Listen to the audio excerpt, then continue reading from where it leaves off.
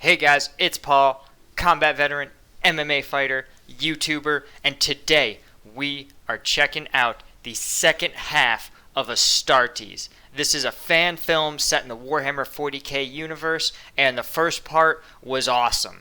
As anything involving Space Marines just crushing cannon fodder is apt to be. But before we get started, if you two think that you would make one delicious Tyranid snack, hit that subscribe button. And of course, like the video if you want more Warhammer 40k content. And as always, comment below with other videos you think I should check out. Okay, once we've done that, let's get started.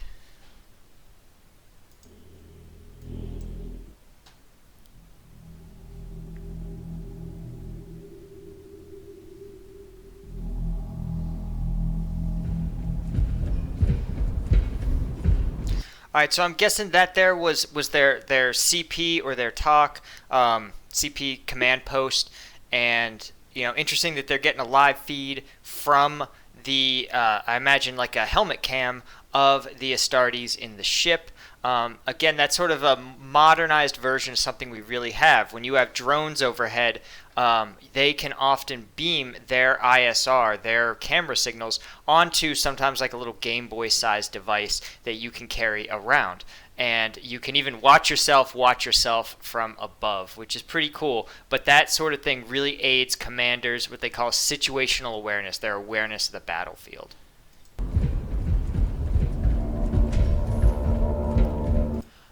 Okay, so the commenters, if you guys can let me know, what's the deal with all the little slips of paper on the wall? Again, that it seems like their command post is totally digital, so I don't know if there's some significance there to the slips of paper.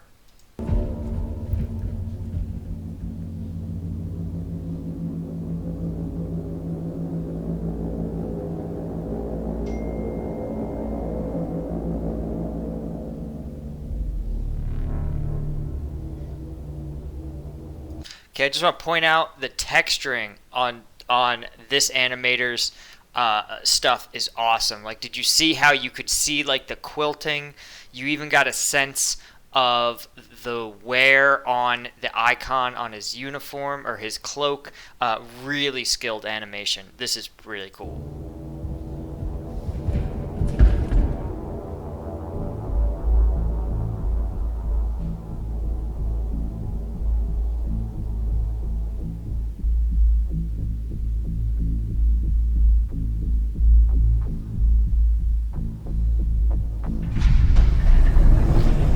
All right, if you guys can give me some context as to what the giant undersea mine looking thing is. Again, I see the orb with the little spikes coming off it. I think of the old school World War II underwater mines that had the spikes that would be set off if a ship came too close to them. But yeah, again, I don't know enough about the lore to know what that is.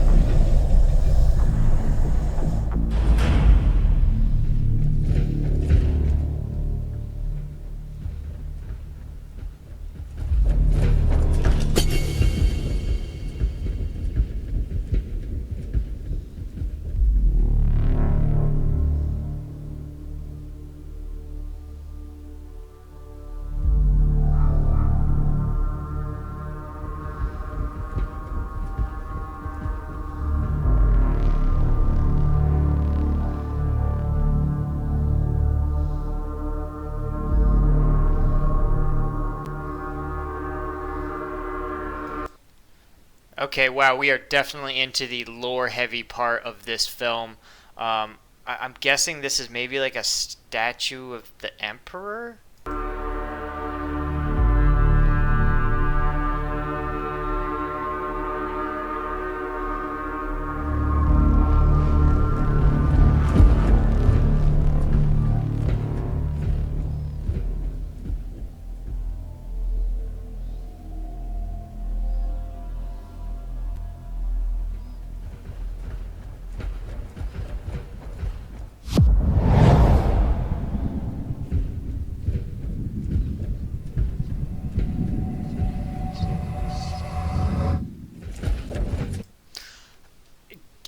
I'm totally lost right now. I gotta say, there's not really much in terms of tactical events happening, um, but definitely it seems like these guys know exactly what that thing is. They seem pretty confident that either it's not hostile or they are would be able to deal with it immediately if it was. Astartes.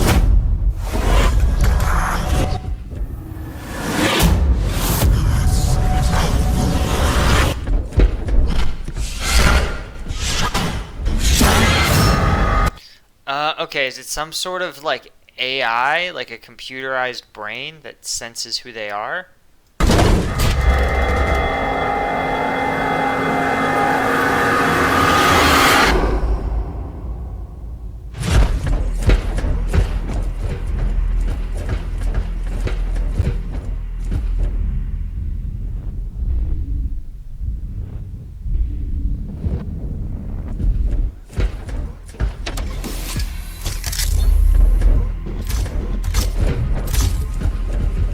So, okay, again, more questions than answers here from me. I really thought that the Warhammer 40k universe, like, pretty explicitly didn't have, um, like, powerful AIs, even, like, super high-level robots, but maybe that's just the humans? I think humans don't have, like robots. Maybe some other factions do. But then they have the, like, Tech Priests and Adeptus Mechanicus. So I'm really curious if what this is.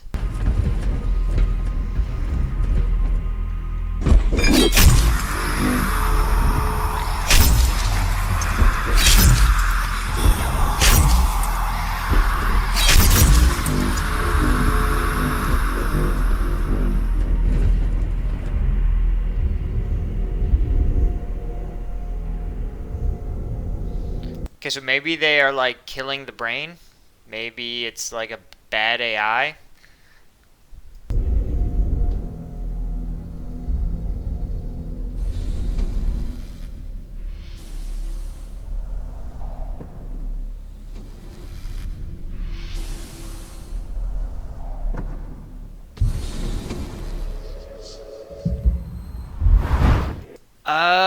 Maybe they're trying to trap the thing, like transfer it onto the contained one on the ship.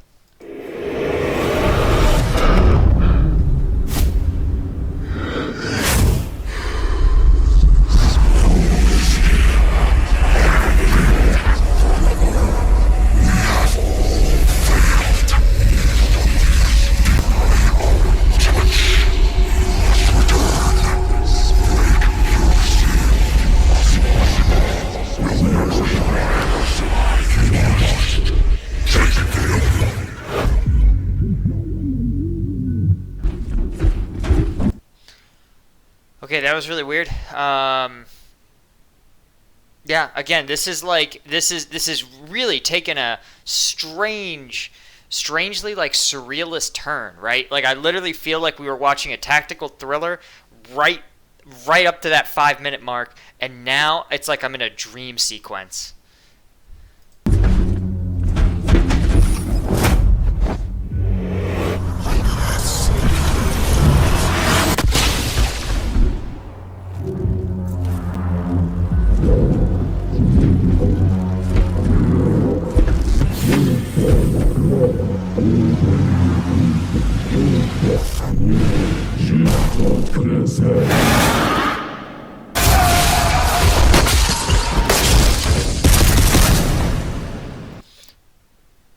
Wow, that looked like some serious problem solving. Okay, so that seems like to me they hooked that dude up, fully expecting him to become corrupted by the brain.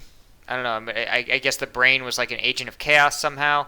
And as soon as they saw it, they were just like, "We're gonna ice this dude," which is, of course, a reasonable response in exchange when confronted with a threat that's just like uh, so very very dangerous.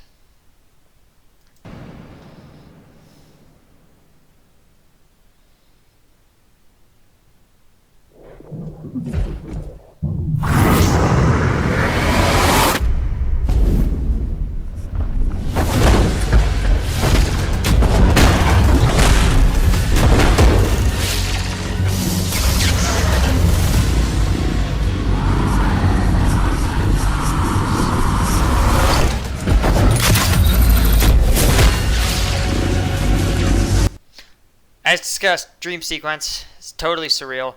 I guess its consciousness must have transferred back into the original sphere when they killed the tech priest that was connected to the other sphere, and now it's trying to corrupt the space marines like it did the tech priest.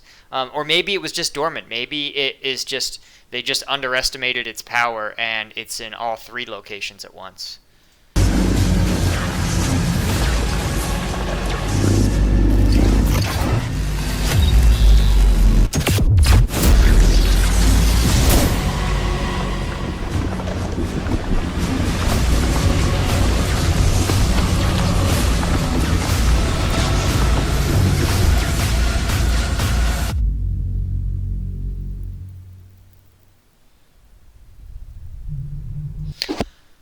That was crazy.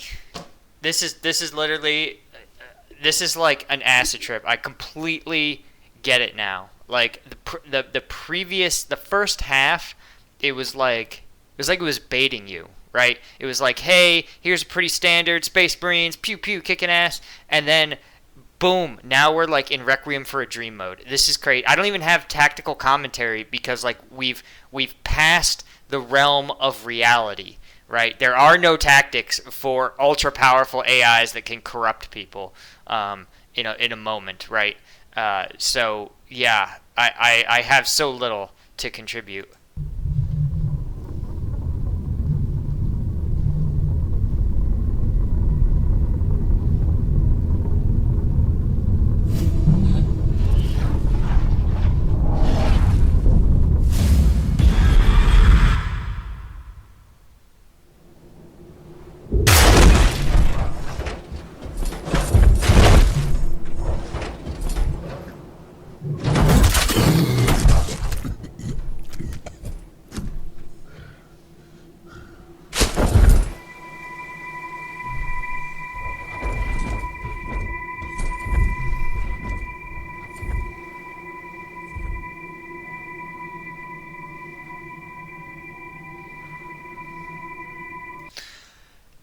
Again, is this more hallucination inside the sphere? I don't know. I would imagine, but again, okay, if I saw this, I would assume I was hallucinating. But in Warhammer 40k, this could be not even the most exceptional planet in like this wing of the galaxy, the giant skull throne planet. That could just be like the Warhammer 40k version of like a McDonald's in a town, just like unnoteworthy.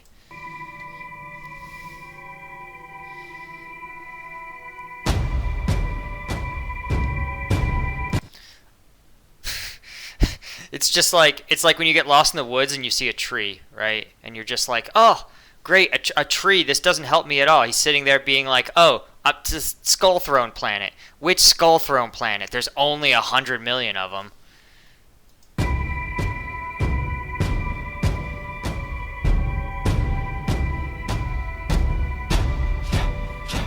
Wait, are you kidding? Is that it? Wait, okay. There's got to be a post credit scene because this is not going to work for me.